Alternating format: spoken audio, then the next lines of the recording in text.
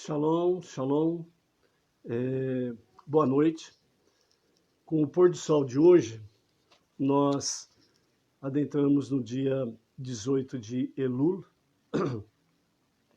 e nesse dia, no ano 5458 do calendário judaico e no calendário gregoriano, no ano de 1698, nasceu o Rabi Israel ben Eliezer, conhecido como o Baal Shem Tov. Então hoje, por ser o dia do seu aniversário, e também por estarmos no mês de Elul, que é um mês de preparação para o ano novo judaico, em que nós vamos entrar no ano 5781, e esse ano, nessa preparação, né, nós pedimos, né, que o Eterno nos conceda um ano bom e doce, e que o nosso nome seja inscrito no livro da vida, para que no ano novo nós possamos ter, sem sombra de dúvidas, bons decretos a nosso favor. Desculpa. E como nesse mês de Elul nós temos aí a data do aniversário de nascimento, né, do Rabi Israel ben Eliezer, Baal Shem Tov, então nós vamos falar um pouco sobre Baal Shem Tov. Na realidade, há muito para se falar sobre Baal Shem Tov, e obviamente em poucos minutos não tem como resumir uma biografia de grande valor, uma biografia esplêndida como de Baal Shem Tov. Mas, naquilo que é possível podermos compartilhar no dia de hoje, vamos compartilhar, sem sombra de dúvidas, com você sobre Baal Shem Tov. Então, a pergunta é: quem foi o fundador da Hassidut?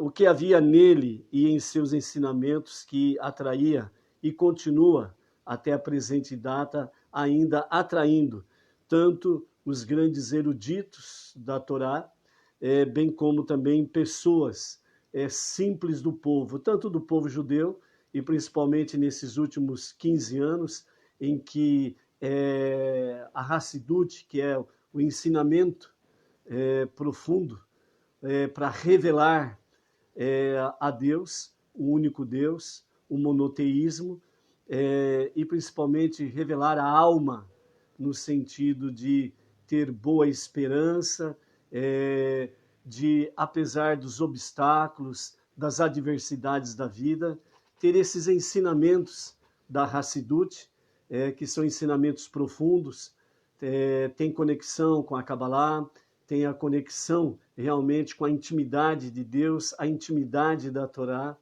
e isso o Baal Shem Tov veio trazer de uma forma simples, tanto que o mais erudito e a pessoa mais simples possam entender.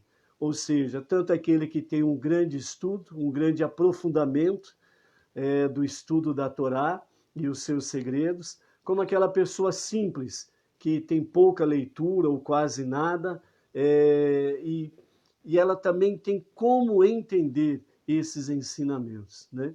Então, Baal Shem Tov, ele traz essa graça para o entendimento da Torá. E sem sombra de dúvidas, um dos maiores líderes espirituais da história foi o Rabino Israel ben Eliezer, ou Baal Shem Tov.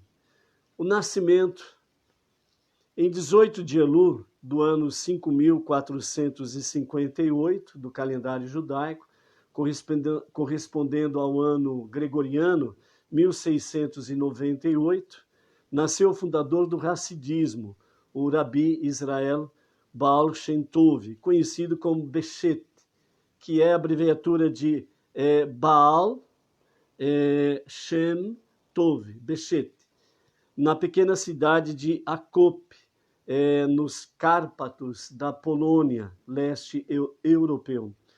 O seu nascimento ocorreu exatamente 50 anos após os pogroms que tinham dizimado as comunidades judaicas, tanto na Ucrânia, Podólia, Volínia e Polônia. Comunidades inteiras foram varridas e os judeus remanescentes mergulharam no desespero, no desânimo, na depressão.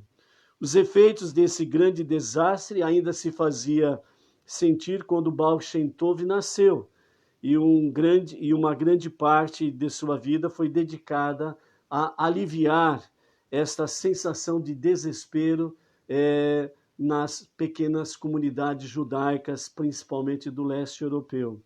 Segundo a tradição, a missão principal na qual Baal Shem Tov e seus companheiros, os tzadikim secretos, os justos secretos, se empenhavam, era encorajar o povo judeu a fortalecer seus corações. Por que secreto? Justamente por causa dos pogroms e as grandes perseguições e grandes decretos de governos opositores, né,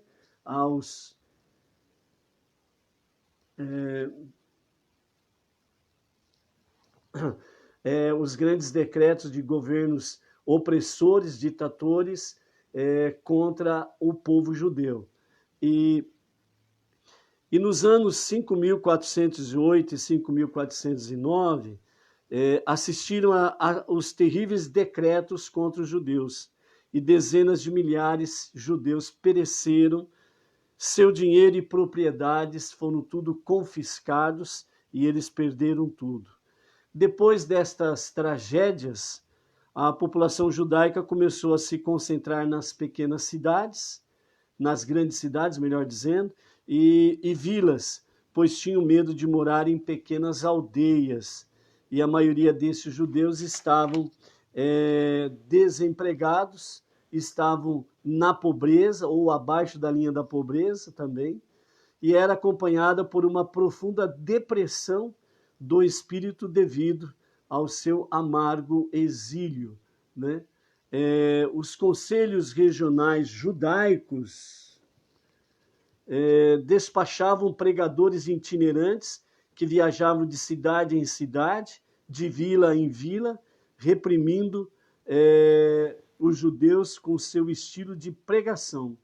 Recitavam palavras de Mussar temperadas com parábolas e, em sua maioria, causavam medo aos ouvintes, dizendo que Deus os punia por suas más ações.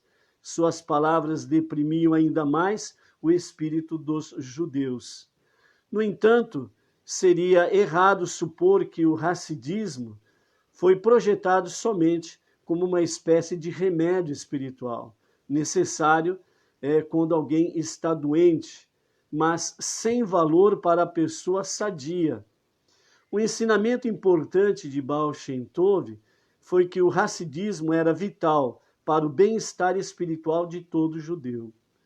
Isso é importante para a compreensão da vida e ensinamentos de Baal Shem Tov, porque disse com frequência que o hassidismo, a princípio, visava atingir as massas oprimidas e ignorantes. Embora o Bechet, Baal Shem Tov, e seus seguidores empregassem grande parte de suas energias para ajudar os judeus pobres e analfabetos. E esta não era a característica principal do hassidismo, pois o movimento também levou uma nova visão e profundidade ao mundo de Torá e mandamentos, mitzvot, praticadas pelos eruditos. Os ensinamentos nos quais o hassidismo se baseia eram conhecidos anteriormente por uns poucos e seletos, mas chegara a hora de ser transmitidos aos judeus como um todo. A missão de Baal Shem Tov foi começar esta obra e estabelecer as raízes do hassidismo a partir das quais ele cresceria e se desenvolveria para se tornar parte intrínseca da vida judaica. O hassidismo não foi concebido como uma simples adição de lixo a esta vida, como alguns o consideravam, mas como um apoio necessário, sem o qual o caráter essencial e a base da existência judaica não poderiam mais sobreviver. Aos 5 anos de idade, o Baal Shem Tov ficou órfão. Seu pai, um homem piedoso e devoto, deixou-lhe este legado, abre aspas, meu filho, não tenha medo de ninguém, exceto de Deus. Ame cada judeu com todo o seu coração e com toda a sua alma. Fecha aspas. O pequeno órfão se tornou guardião da comunidade e recebeu a educação costumeira dos meninos judeus daquela época. Gostava de passar seu tempo livre nas belas cercanias naturais de sua aldeia, onde sua alma sensível podia apreciar a majestade da criação. Aos 14 anos, Baal Shem Tov juntou-se ao grupo de Nistarim, místicos ocultos, seguidores do Rabi Adam Baal Shem de Rovsitz. Sua missão era vagarem de aldeia em aldeia, falando com rabinos, eruditos, trabalhadores pobres e ricos homens de negócios, encorajando-os e dando-lhes esperança onde antes havia só pessimismo. 4 anos depois, portanto, aos 18 anos de idade, por sugestão de Baal Shem Tov, o Bechet, os Nistarim assumiram responsabilidade pela educação religiosa daquelas comunidades, organizaram escolas apropriadas e forneceram professores religiosos e qualificados para elas, prestando uma atenção especial à necessidade dos pobres. O Baal Shem Tov e seus companheiros partiram em sua missão, tranquilizar os judeus, animar seus espíritos deprimidos e eliminar temores e ansiedades. Persuadiram os judeus a viverem em pequenas aldeias e colônias agrícolas e se dedicar ao trabalho manual. Realizaram estas tarefas de maneira esplendidamente organizada, de acordo com os padrões da época. Se propuseram a curar os corpos do povo judeu e só depois poderiam curar seus espíritos e suas almas, né? Quando uma pessoa está muito enferma, fisicamente falando, ela precisa primeiro ser curada do seu físico, depois cuidar de sua alma, né? Aqui nós queremos abrir um parênteses, porque nós estamos falando muito sobre a questão Baal Shem Tov e os judeus em si. E aí fica aquela pergunta, e nós não judeus, o que temos a ver com essa história? Nós temos tudo a ver com essa história. Você não está desconectado dela, você faz parte dessa história, no bom sentido e de forma positiva, certo? Então, primeiramente, no abrir desses parênteses, vamos ver o que fala para nós, né, o justo da nossa geração, o Rebbe Menachem Mendel, o nosso Rebbe. O que ele nos fala com respeito a isso? Depois nós voltamos aqui na história de Baal Shem Tov. Então, explicando essa questão aqui, o nosso Rebbe, o Rebbe Mendel, ele nos fala da seguinte forma sobre isso daqui.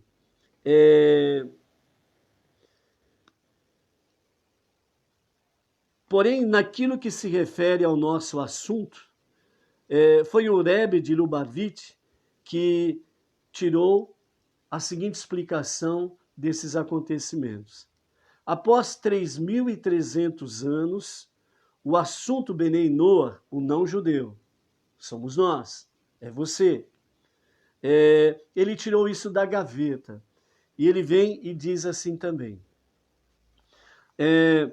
Explicou através dos livros sagrados de que, apesar de Moisés ter sido ordenado no Monte Sinai, a influenciar a todos os povos a guardarem as 7 leis universais, ou as 7 leis de Noah, a ensinar a todos os povos, o povo judeu não se ocupou com esta missão. Durante séculos, o povo judeu atravessou um exílio muito sofrido.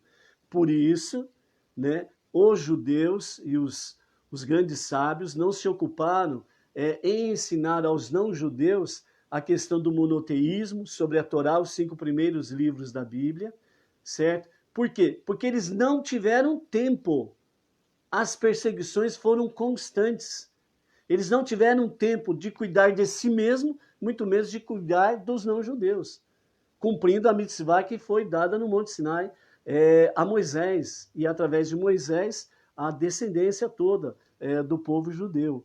Então, a nação de Israel, o povo judeu, os sábios, eles não tiveram tempo, porque as perseguições foram frequentes, e os decretos, os maus decretos dos governos ditatoriais,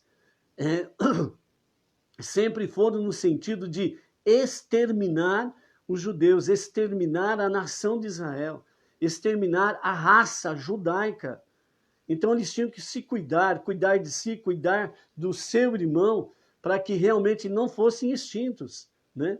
Então por isso que o nosso Rebbe, o Rebbe de Lubavitch, ele fala que depois de 3.300 anos, ele tirou esse assunto, né?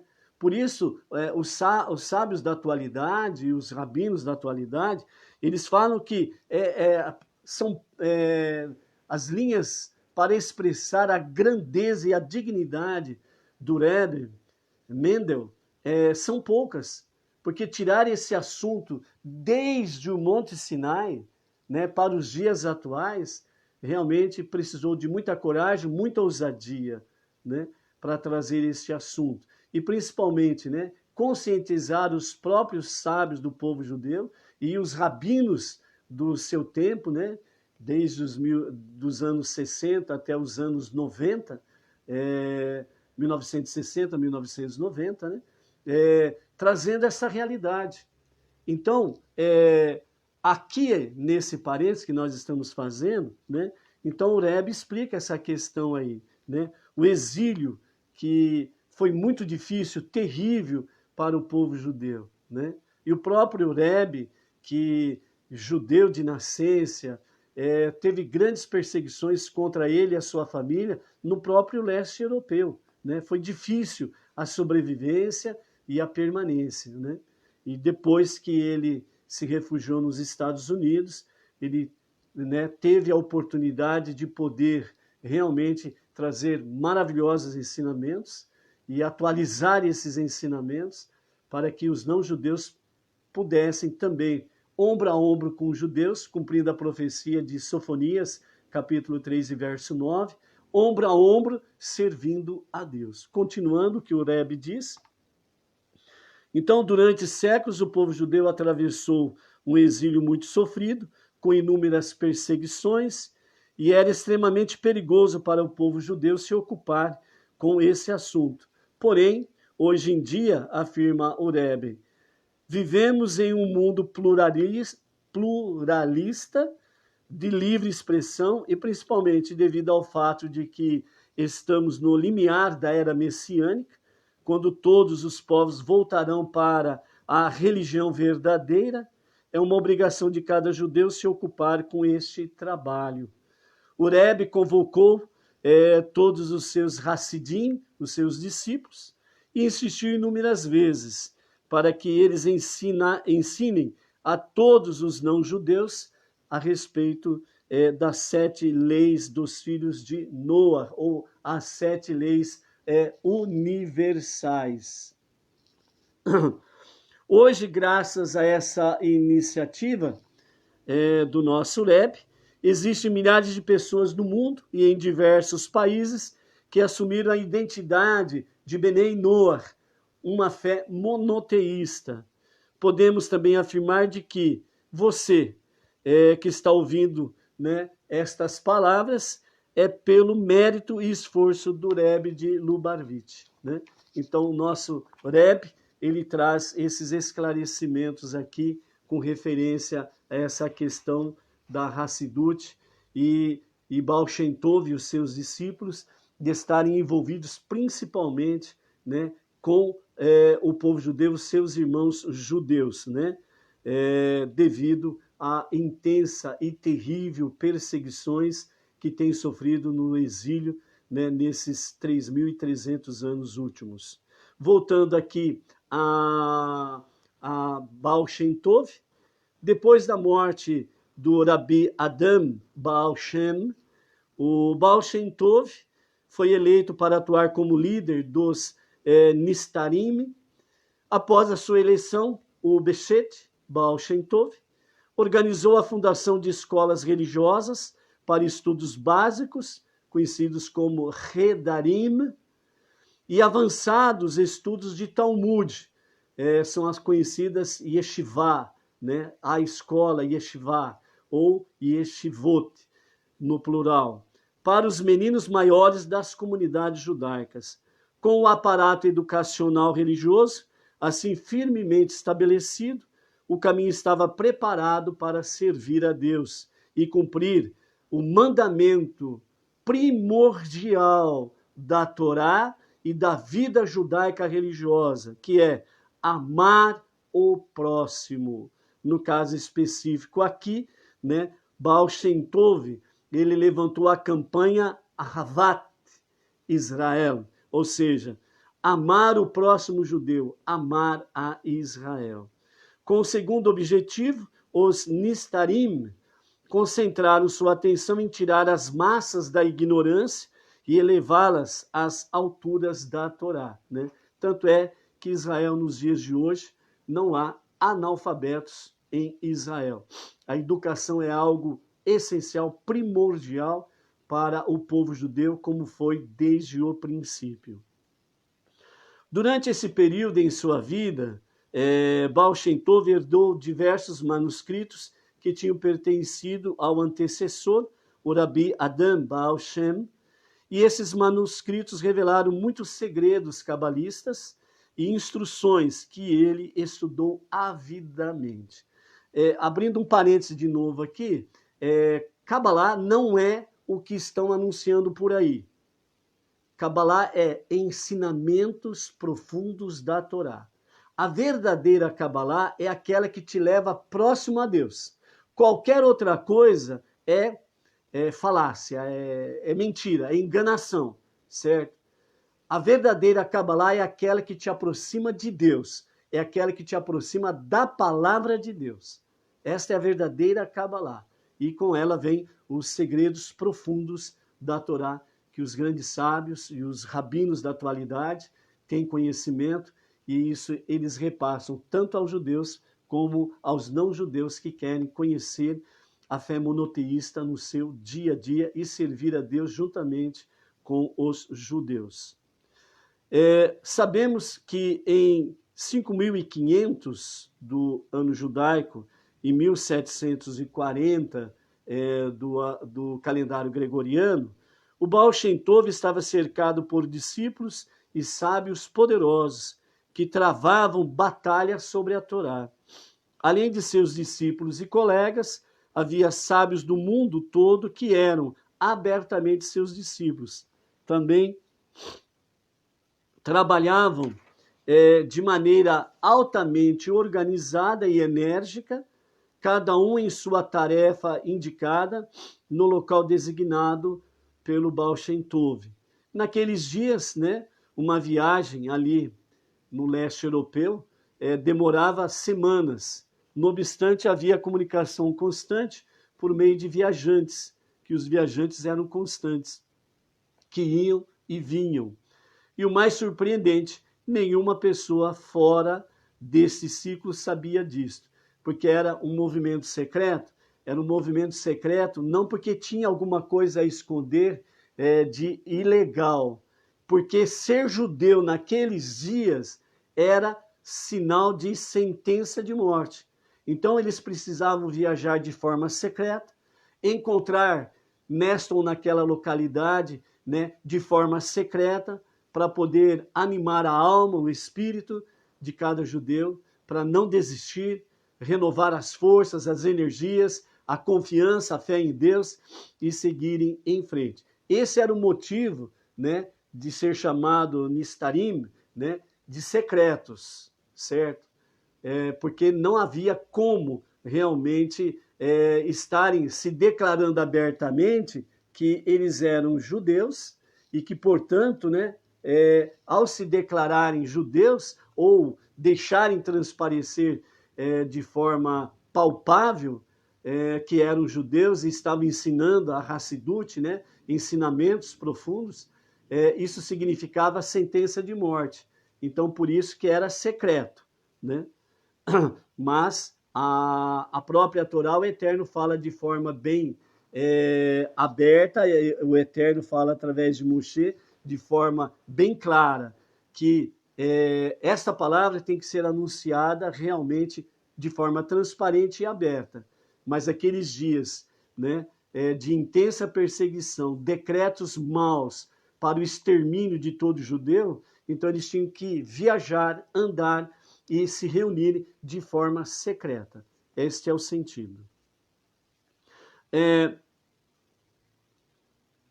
E o mais surpreendente, né, disso tudo é que o objetivo era alcançado. Deus fazia com que eles conseguissem alcançar o objetivo, que era levar a todo judeu em todo lugar, principalmente do leste europeu, que Deus não esqueceu deles e que, portanto, eles não podiam esquecer de Deus também.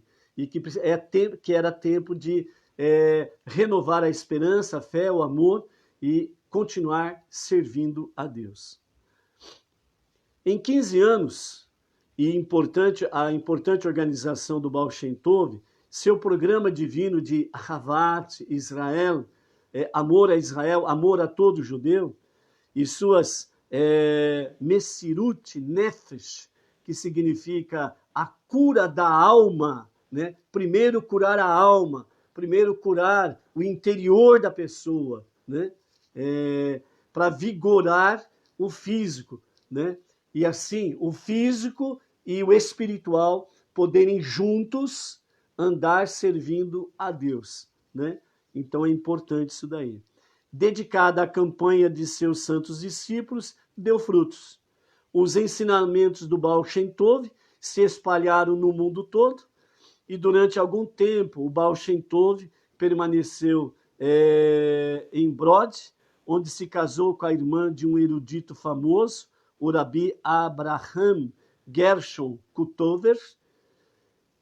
Um filho nasceu de nome Rabi Zivi e uma filha, Adel, nasceram desse casamento. Nos 10 anos a partir do ano 5.484, judaico, e 1724, ano gregoriano, o Baal Shem Tov levou uma vida reclusa, dedicando-se ao estudo intensivo da Torá.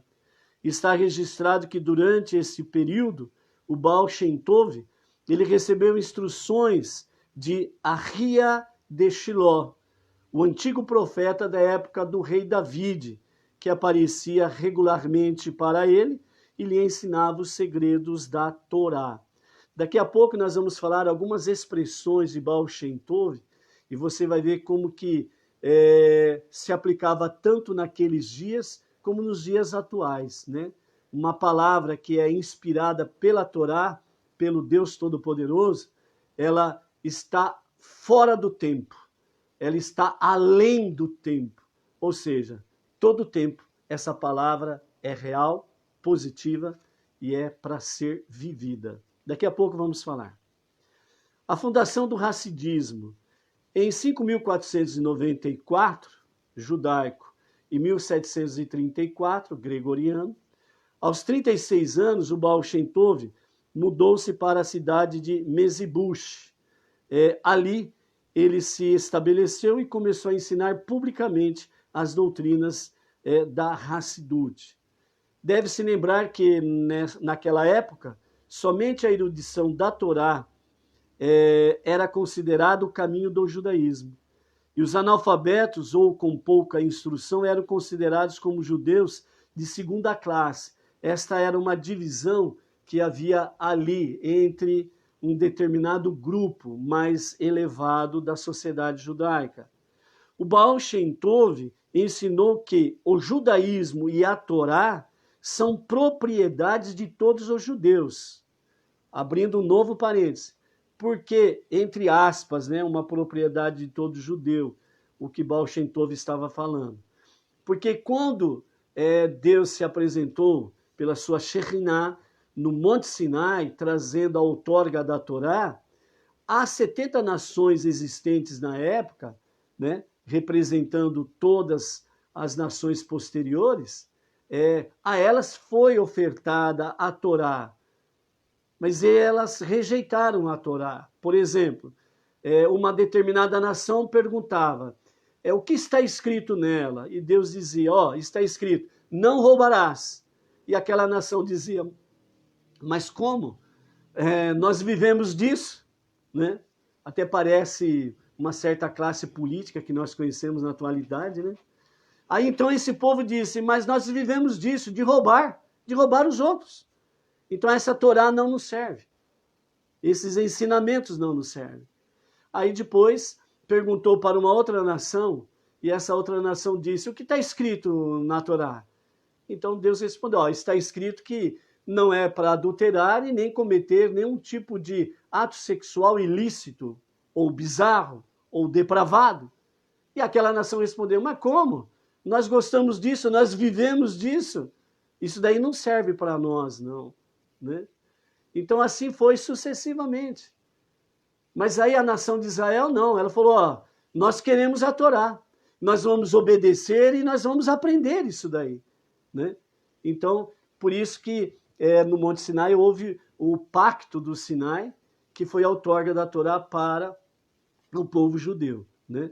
Mas dentro disso daí, o próprio Deus disse a Moshe, aí através de Moshe, ao povo judeu, que uma das suas obrigações era e é de ensinar os não-judeus o monoteísmo e a se aproximar de Deus. Né? Então aqui, voltando ao caso específico de Baal Shem Tov, né? O exílio, perseguições terríveis, maus decretos de extermínio. Então aqui esse momento era um momento dedicado exclusivamente ao povo judeu. Por quê? Porque a própria Torá fala que Deus disse ao povo judeu, vocês serão luz para as nações, vocês serão exemplos para as nações. Né? Então, a nação de Israel, se porventura ela tivesse sido extinta, o mundo não existiria mais. Por quê? Porque não haveria um norte, não haveria um horizonte, não haveria a luz para as nações. Então, se porventura os judeus fossem exterminados da face da terra, como tantos querem por aí, mesmo certos segmentos religiosos querem por aí, se acontecesse isso, o mundo deixaria de existir. Porque foi a única nação que aceitou o pacto do Monte Sinai da Torá, a outorga da Torá. Sem os judeus, o mundo não existe. Por quê? Porque não existindo o povo judeu, a Torá deixa de existir. E a Torá pura, escrita no puro hebraico, letra por letra, em todos os seus 5 livros, ela é a essência do mundo existir. Caso isso não existisse, judeus e Torá, Torá e judeus, o mundo também não existiria, certo? E por causa disto que nós estamos aqui, e que nós estamos tendo a oportunidade, você está tendo a oportunidade de poder ouvir a respeito do monoteísmo, a verdadeira fé do Sinai, do princípio do Todo-Poderoso, que criou os céus e a terra. Ele é o único Criador, o Todo-Poderoso, Deus. E por isso não tem outro Deus o qual devamos realmente seguir. Por isso, Isaías, capítulo 43, dos versos 3 a 11, dos versos 9 a 11, através do profeta Isaías, Deus fala bem claramente. Vá, pesquise, leia o que está escrito lá em Isaías 43, versos 9 a 11. Deus falando através do profeta Ishaiarro, claramente, fora de mim não há Deus e nem Salvador. Então, o Eterno, o Todo-Poderoso, ele é o único Deus e o único Salvador, ponto. E logo em seguida ele fala para a nação de Israel, para os judeus, e vocês são as minhas testemunhas para as nações. Por isso hoje, se nós podemos falar o Deus, e mesmo as pessoas, por falta de um conhecimento mais profundo, falam que tem um Deus acima de tudo e de todos. É uma realidade. Mas se nós adentrarmos mais profundamente, nós vamos ver quão maravilhoso é esse único Deus. E você não precisa de pagar pedágio para chegar nele, você não precisa de pedir ajuda para nada e ninguém para se aproximar de Deus. Basta apenas você abrir o seu coração e invocar a Deus, o Todo-Poderoso. E você conversa com Deus com as suas palavras, com o seu coração aberto, com a sua alma quebrantada, e você será ouvido por Deus e Ele te trará as respostas que você precisa. Voltando. Então o Baal Shem Tov ensinou que o judaísmo e a Torá são propriedades de todos os judeus, que todo judeu, independente da sua origem, da sua educação, de suas posses, é perfeitamente capaz de servir a Deus, e que Havá Israel deve abranger a disposição de se sacrificar em prol de outro judeu. Ou seja, a lei máxima, ame o teu próximo como a ti mesmo, está em Levítico, está na Torá. Este versículo, esta frase, ela é 100% Torá. Algumas outras religiões tomaram posse deste versículo que está na Torá, certo? E desafio para você, encontre onde está na Torá. Única pista que eu te dou, Levítico, o livro de Levítico. Pesquise, né? Não vamos dar o peixe pronto para você, não. Né? Vai pescar, vai lá, pesquisa, né? Abre a sua Bíblia, né? Às vezes tem muita gente aqui que não abre a Bíblia há muito tempo, então é hora de abrir. Faz uma pesquisa lá em Levítico e procure esse versículo onde ele está, certo? Qualquer coisa, entra depois num PV ou no canal, e se você procurou e não conseguiu achar, aí a gente te dá uma pista maior ainda e você vai achar lá. Então, amar o teu próximo como a ti mesmo, ela é da Torá 100% escrito em hebraico, certo? Apesar que algumas religiões tomaram posse desse versículo como se fossem deles, não é, certo? Escreveram um outro livro aí e deram um nome nesse outro livro aí chamado de Novo Testamento, mas não tem fundamentos e nem raízes na Torá, né? E disseram que esse ditado, essa frase, esse versículo é deles. E não, esse versículo é da Torá, os 5 primeiros livros da Bíblia, e está em Levítico, pesquise lá, certo? Então, ele insistia que a devoção é vital para a vida plena do judeu, que o potencial religioso da prece é incalculável, certo? O potencial religioso da prece é incalculável. A partir do momento que você reconhece a Deus como o único Deus e único Salvador, a partir do momento que você se dirige a Ele, certo? Buscando socorro nele, diretamente com Ele, sem pagar pedágio, sem passar por intercessores, intermediários, e você vai direto a Deus, porque quando você vai direto a Deus, você reconhece a Ele como o único capaz e poderoso para te ouvir e responder a tua prece.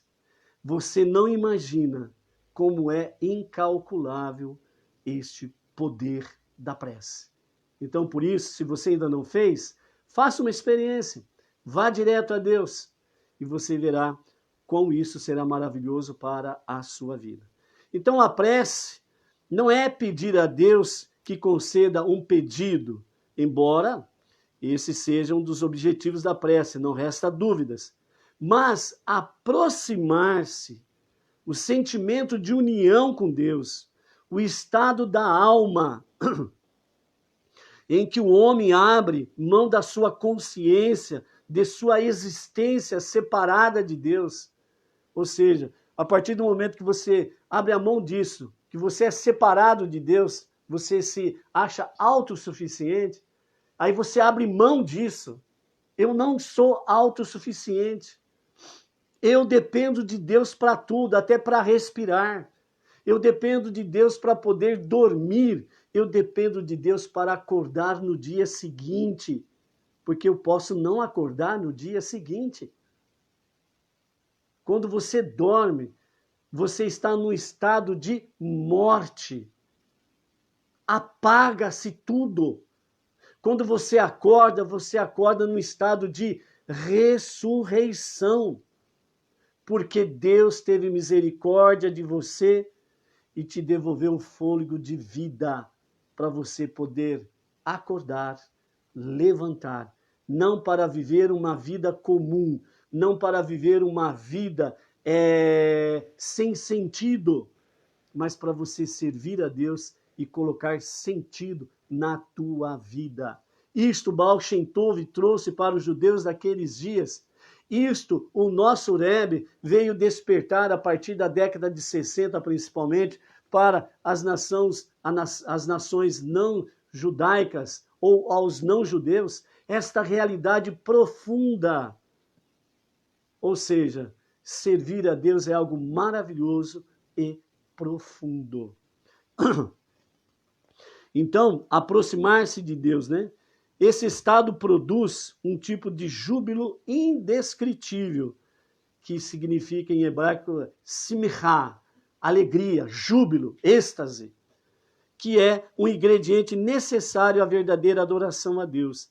Alegria no cumprimento de um mandamento e calor e afeição no trato com os outros. É a característica primordial do hassidismo. Muitas pessoas foram à cidade de Baal Shem Tov e se tornaram ardentes seguidores. Dentre os milhares de discípulos estavam alguns dos mais estimados eruditos rabinos e eruditos talmúdicos da época do mundo inteiro. Um dos mais notáveis foi o Rabi Doveber de Meserit. Tornou-se sucessor do Baal Shem Tov e professor do celebrado Rabi Sheneur Zalman de Liad. Esses eruditos e rabinos famosos ajudaram a divulgar os ensinamentos do Baal Shem Tov em suas comunidades. Portanto, em pouco tempo, um novo movimento racídico espalhou-se em toda a Polônia e nas províncias vizinhas. Então, esses ensinamentos, né, se dirigiram a todo o leste europeu e depois alcançou o mundo. Tudo são maravilhas? Não, tinha que ter oposição, certo? E a oposição se manifestou. Alguns rabinos que não estavam familiarizados, né, com os ensinamentos do Baal Shem Tov, suspeitaram que ali havia um outro falso movimento messiânico e começaram a levantar oposição. Estas suspeitas não poderiam ter sido mais infundadas, pois Baal Shem Tov e os seus seguidores estavam, na verdade, entre os antagonistas mais ativos de tais movimentos. A primeira oposição declarada, cerca de 20 anos depois, começou a sua obra pública, apareceu a oposição. Porém, a oposição não pôde deter a corrente do movimento racídico, que estava ganhando cada vez mais adeptos, tanto entre as massas quanto entre os eruditos e rabinos. Assim, nos anos finais de sua vida, o Baal Shem Tov testemunhou o início de um conflito que mais tarde dividiu o povo judeu em dois campos, os Hassidim e os Mitnagidim. Porém, ele também pôde visualizar a vitória de seus ensinamentos e sua aceitação pelo povo judeu em toda parte. Quando isso ocorrer, ensinava Baal Shem Tov, o terreno estaria preparado para a vinda de Mashiach.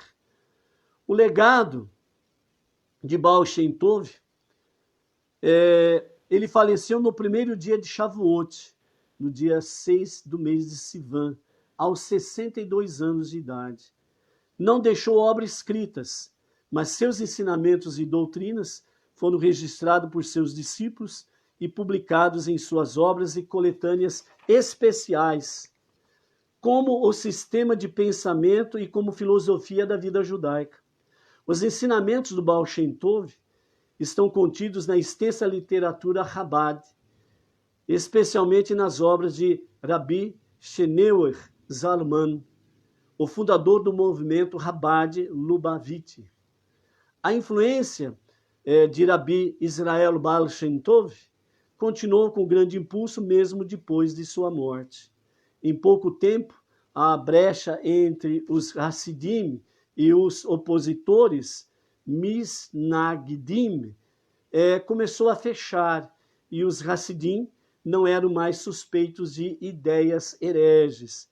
Em vez disso, foram reconhecidos como os piedosos representantes do judaísmo tradicional.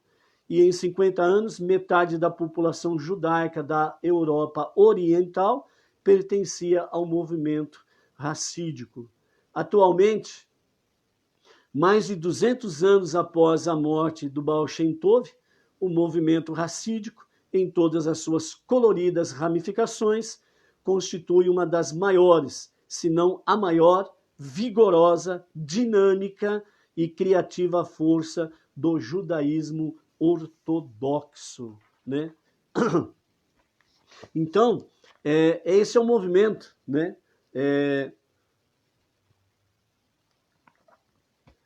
Chabad, do Hassidismo, que nós fazemos parte, né? O movimento Bnei Noach Brasil, que tem na sua liderança, coordenação, orientação, o nosso mestre, o Rav Yaakov Gerenstad, da Beit Chabad do Brooklyn, e lá em São Paulo, e praticamente em quase todos os estados do Brasil, temos aí comunidades Bnei Noach, com a liderança do Rav Yaakov, e nós estamos aí trazendo luz para o Brasil, num momento tão conturbado que o Brasil vive, no seu sentido de identificação política, e um momento em que o mundo inteiro também está aí padecendo, né, com essa tal de pandemia, e muitas pessoas, né, e milhares e milhões de pessoas estão em depressão, estão sem esperança, não sabe mais no que e em quem confiar, porque a cada momento são informações A, B ou C, né? E então a situação do mundo, né, em geral, por causa dessa questão da pandemia e as suas sequelas que estão acontecendo, a fome, desemprego, desabastecimento não tem, mas os alimentos estão subindo a preços astronômicos, né, um modo de dizer. E isso está, infelizmente, né, muitos comerciantes, né, querendo um lucro fácil, como muitos governantes querendo um lucro fácil através da corrupção, querem ganhar muito dinheiro e esquecem do povo. Esse é o momento, né, em que o racidismo entre os judeus e entre os Bnei Noach é o momento de nós trazermos luz, é o momento de nós trazermos realmente a presença divina. Por isso que quando você acende uma luz, uma pequena chama de uma vela num quarto escuro, grande escuridão se dissipa e essa luz pode ser vista à distância. Às vezes você, né, pensa que eu sozinho não faço nada. O profeta Elias, ele também pensou que ele sozinho não podia fazer nada contra Jezabel, que estava perseguindo todos os profetas de Deus e matando. Então ele fugiu e se escondeu em uma caverna e ali Deus, né, chamou ele para vir à porta da caverna e ali perguntou a Elias, né, o que ele estava fazendo ali. Ele falou que estava se escondendo de Jezabel, porque só ele que estava ali como profeta e escapou com medo de ser morto. E aí Deus respondeu para ele dizendo, não tem só você não, Elias. Tem mais de 3.000, tem mais de 5.000, tem mais pessoas do que você imagina que não se dobraram diante de Jezabel, não abandonaram a fé e estão aí falando, anunciando, né? Então é a mesma coisa para nós dos dias atuais. Os judeus para os judeus e os não-judeus para os não-judeus. Os Benei Noach. Você não está sozinho. Deus, ele é o único criador do mundo visível e do mundo invisível. Ele é o único criador de todo o universo, né? Deus, ele sabe o que está acontecendo.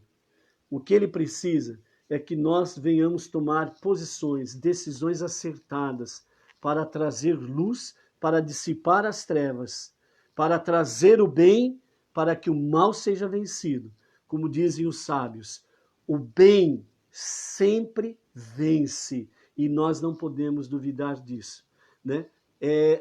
Deus, ele é o único Deus e Salvador. Por isso não podemos deixar de confiar nisso daí, certo? Então vamos trazer luz para mudar a história tanto da nossa cidade, do nosso estado, do nosso país e do mundo, né? Como diz o Rebbe, nós estamos próximo à era messiânica. O verdadeiro Mashiach está prestes a se manifestar. E que seja para breve em nossos dias, para agora. Amém. Ainda falando sobre o Baal Shem Tov, né? Queremos aqui mencionar para vocês algumas das citações do Baal Shem Tov, né? São citações que ele nos traz e para estimular exatamente a nossa esperança, a nossa coragem, a nossa ousadia, a nossa fé inabalável em Deus, para que nós possamos realmente sermos aí instrumentos de Deus para trazer luz, para trazer realmente vitória sobre o mal e a escuridão. Então vamos lá para algumas citações de Baal Shem Tov, né? Confiar e celebrar. Um dos grandes ensinamentos de Baal Shem Tov que ele traz, né? Na questão da Hassidut, né? Servir a Deus é melhor servir a Deus com amor e alegria do que com dor e tristeza. É melhor servir a Deus realmente sabendo que Ele nos livra de todo mal, de que servir a Deus com o peso de coisas ruins sobre nós, né? A Hassidut, ela vem trazer para nós realmente que é bom, é jubiloso realmente servir a Deus com amor e alegria. Por isso, sirva a Deus com amor e alegria, né? Aproxime-se das pessoas que realmente estão aí conhecendo cada vez mais a Deus, a raiz da palavra, que estão aí sob a orientação de um rabino. E aqui Bauru e região, por exemplo, né, nós temos o nosso movimento Benei Noach Bauru e região. Eu, José Emílio Marmol, fui nomeado pelo Rav Yaakov Geranstadit como emissário, a liderança responsável por Bauru e região. E nós estamos à disposição sua, de quem está aqui na região, né, para irmos visitar, se você assim o desejar.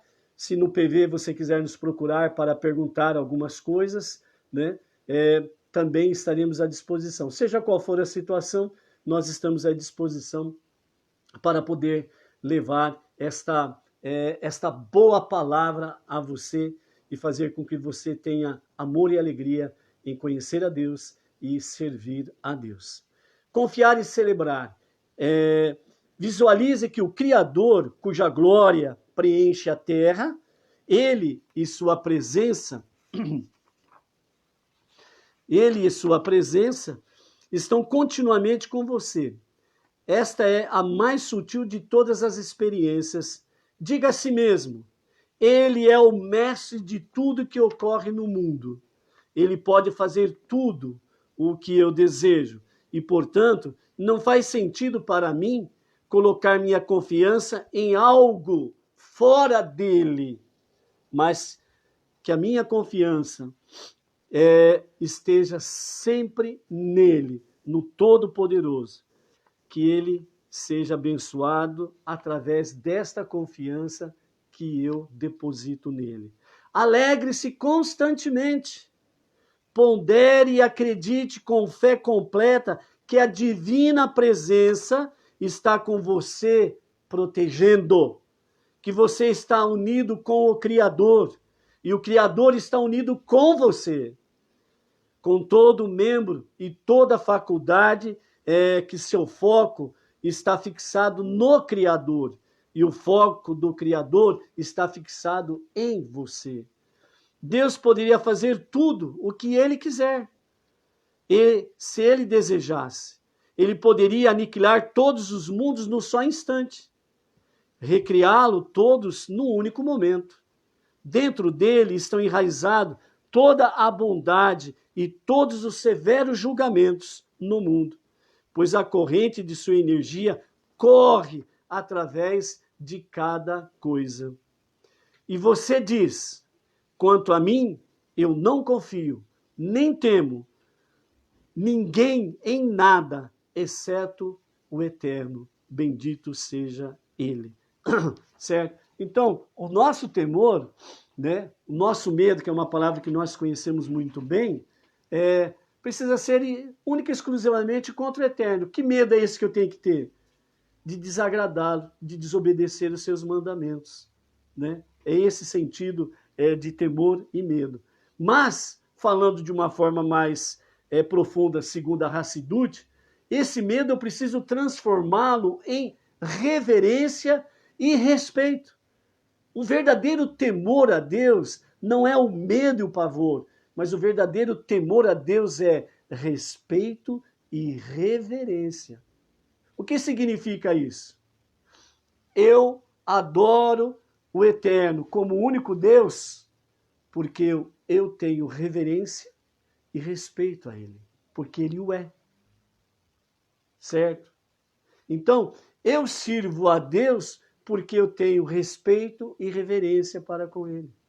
Então, este é o temor, né, nesse sentido aí, né? Então, por isso, a sua confiança esteja absolutamente nele, né?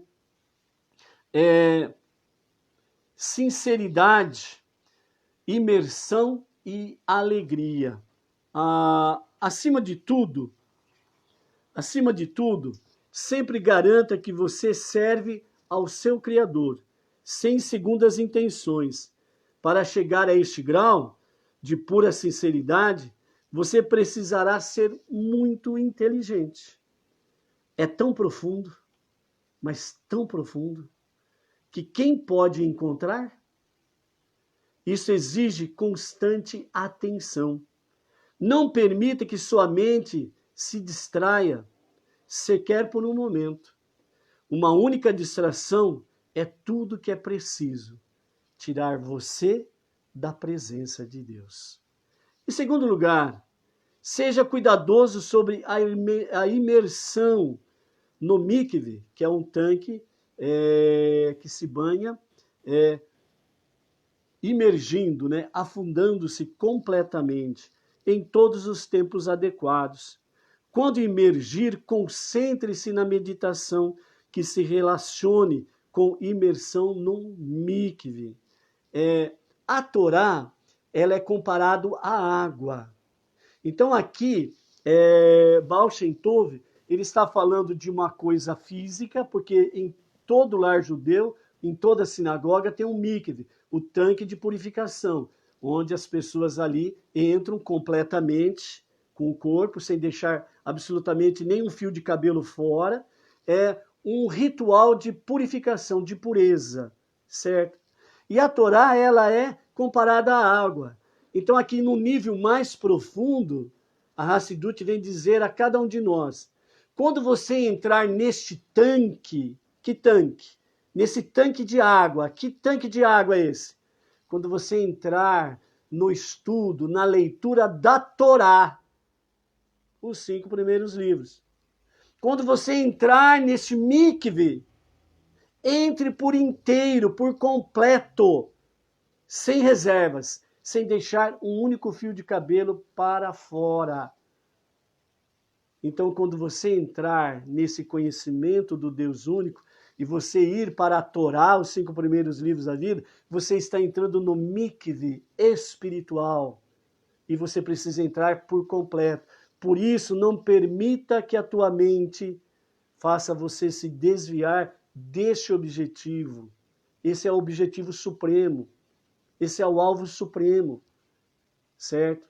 Então, vá completamente, concentre-se, ouça o estudo da Torá, leia a Torá, temos as leituras bíblicas diárias, certo? Estude a Torá, você estará dentro do mikve espiritual.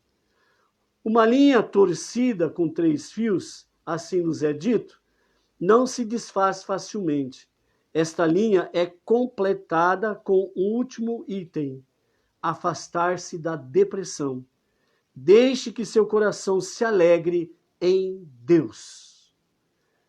A depressão, nós ouvimos muito ultimamente, a depressão mata, é uma realidade. A depressão é uma doença, é uma realidade. Mas ela começou no âmbito espiritual, na sua alma, na sua mente. E sim, é muito perigoso a depressão. Por isso, principalmente para os não-judeus, né, obviamente, procurando uma orientação médica, os sábios dizem assim, procure um bom médico que seja atencioso e competente e siga suas orientações. Você vai tratar aí do seu corpo físico. Acima de tudo, você vai entrar no mikve espiritual, que é o quê? A Torá. E para nós não-judeus, junto com a Torá, os livros de Salmos. Os Salmos, os 150 Salmos, são maravilhosos para curar a nossa alma, curar o nosso espírito, curar a nossa mente e nos livrar de muitas enfermidades. Então, não deixe a depressão tomar conta da sua vida. Diga em seu coração que a depressão não tem domínio sobre você. Procure a orientação médica e não deixe jamais as Sagradas Escrituras. A Torá, os 5 primeiros livros da Bíblia e o livro de Salmos principalmente, ok?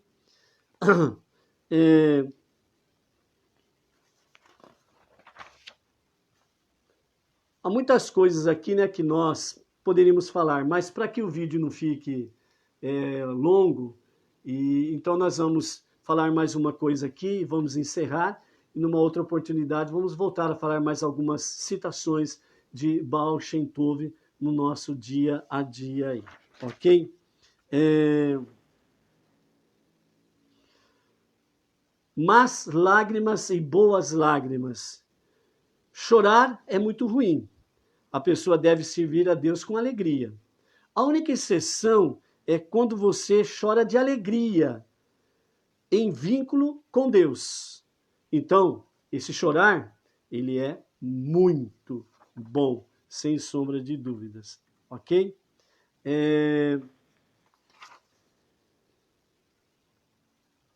Deus em suas palavras, prece, conversar com Deus, né?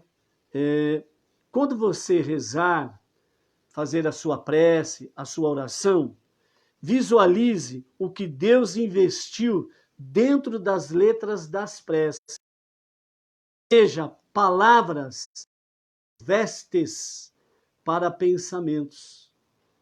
Como roupas finas mostram a beleza interior de uma pessoa, assim as palavras bem faladas mostram seus pensamentos interiores.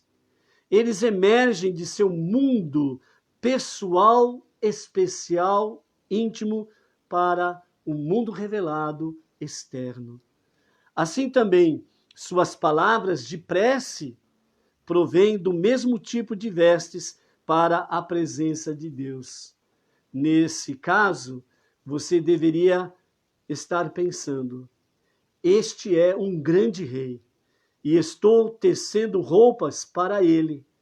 Portanto, devo fazer isto com entusiasmo e alegria. Empregue toda a sua força naquelas palavras da sua prece. Força significa você dar expressão, não é gritar, não é histeria, não é plantar bananeira, não é sair aí gritando que nem um louco, não. Dê forças às suas palavras. Confiança, determinação, ousadia de falar diante do grande rei, abrindo o seu coração, abrindo o seu íntimo para Deus. Põe força nisto, pois assim você conseguirá unicidade com Deus, você e Deus se tornando um só. Com sua energia está na articulação de cada letra. E em cada letra Deus habita. Dessa maneira, você se torna um com Ele. Então, fazer a prece é algo fantástico, é espetacular, é sobrenatural, é magnífico, quando nós abrimos o nosso coração com as nossas preces, que estão no nosso Sidur Bnei Noach, compilado pelo nosso Rav Yaakov, e quando nós fazemos as nossas orações espontâneas, abrindo completamente o nosso ser. Tanto pelo Sidur, você precisa ter a mesma intensidade, a mesma energia, a mesma força, a mesma unidade e unicidade com Deus. Por isso, reze com júbilo.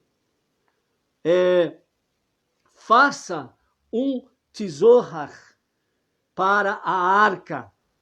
A palavra arca em hebraico é teivá, que também significa uma palavra. Um tsohar é algo que brilha. Portanto, o versículo poderia significar: faça brilhar cada palavra que você disser. As suas palavras têm que ser luz. A sua palavra tem que ter energia. A sua palavra tem que estar revestido desta magnitude. A arca tinha um andar inferior, um segundo andar e um andar superior. E esses 3 andares correspondem aos 3 níveis dos mundos, das almas e da divindade. Os 3 planos da realidade da qual o Zohar fala. Assim também, dentro de toda letra, de toda palavra, há um aspecto de mundanidade. Uma alma e divindade. Está em sua energia interior, sem limites. A sua alma é o que traz essa energia ilimitada e essa forma exterior para a união. Quando você pronuncia essas palavras em sua prece, esses 3 aspectos ascendem, se ligam e se unem um com o outro e com a divindade além. Além disso, as letras se unem para formar palavras, formando verdadeiras uniões com Deus. Quando tudo isso ocorre, veja bem, letras formam palavras, né? Elas se unem para formar palavras. Você lembra quando você entrou no primeiro ano do pré-primário? O que você aprendeu? Letras, não palavras. Você primeiro aprendeu letras. A, E, I, O, U, as vogais. Depois aprendeu o abecedário inteiro, A, B, C, D e etc. Então você aprendeu letras para depois formar palavras. Então, as letras se unem e formam palavras. E cada um desses 3 estágios, todas essas palavras se unem e se acendem juntas, causando grande alegria e deleite imensurável. Você deve ouvir cada palavra que diz. Você não pode falar palavra ao léu, né? Tem muitos segmentos religiosos por aí que chega no momento da prece, é tanta gritaria, é tanta histeria, que ninguém sabe nada, ninguém sabe o que o outro está falando. Que oração que foi feita, que prece que foi feita, o que o fulano disse para Deus, o que pediu para Deus. Ninguém sabe nada, é uma confusão. Não, o ensinamento diz, você precisa ouvir as suas próprias palavras, que diz a Deus. Elas têm que ter fundamento, não pode ser em vão, né? E você deve ouvir cada palavra que diz, pois a Shekhinah, a divina presença, está falando. A Shekhinah se relaciona com o mundo da fala. E o aspecto feminino de Deus, por assim dizer, pois Deus fala de volta com si mesmo, de dentro do seu mundo. Porém, é somente quando cada palavra tem tzorah, brilho, quando as palavras saem brilhando, porque você as revela para trazer prazer ao seu Criador. Ao pronunciar as palavras com alegria, faz com que a Shekhinah, a presença divina, fale dentro delas. Isso exige grande fé, pois atrair a Shekhinah, a presença divina, é despertar a verdadeira fé. Mas aquele que não as diz dessa maneira é chamado de resmungão, que aliena o mestre do universo, que o céu não nos permita isso. O que é alienar-se? É tornar-se separado, é afastar-se, é desviar-se. Então, quando você não faz as suas preces ouvindo as suas próprias palavras, você é um alienado, um resmungão. E é isso que acontece com muita gente por aí, que só fala, resmunga, mas não diz nada. E Deus não ouve. Por quê? Porque são alienados. Então eles estão desviados da presença divina, porque eles nem sabem o que estão falando. Não ouvem as suas próprias preces, porque não são preces, são resmungões. É só um monte de blá, blá, blá, um monte de histerias, e não tem fundamento de prece no temor de Deus, certo? Então, por isso, né, amados, aqui, né, que nós possamos, né, compreender esses ensinamentos como um remédio para as nossas vidas, né? Para que nós possamos caminhar à luz da Torá, à luz dos olhos do Eterno. Que estas palavras, né, a respeito do Baal Shem Tov, e também com palavras com referência ao nosso Rebbe, né, que isso possa trazer a você esse temor, respeito, reverência, e que você entre completamente no mikve da Torá, no mikve espiritual que o Eterno nos concede, esta água pura que é a Torá. Até uma próxima. Shalom, shalom.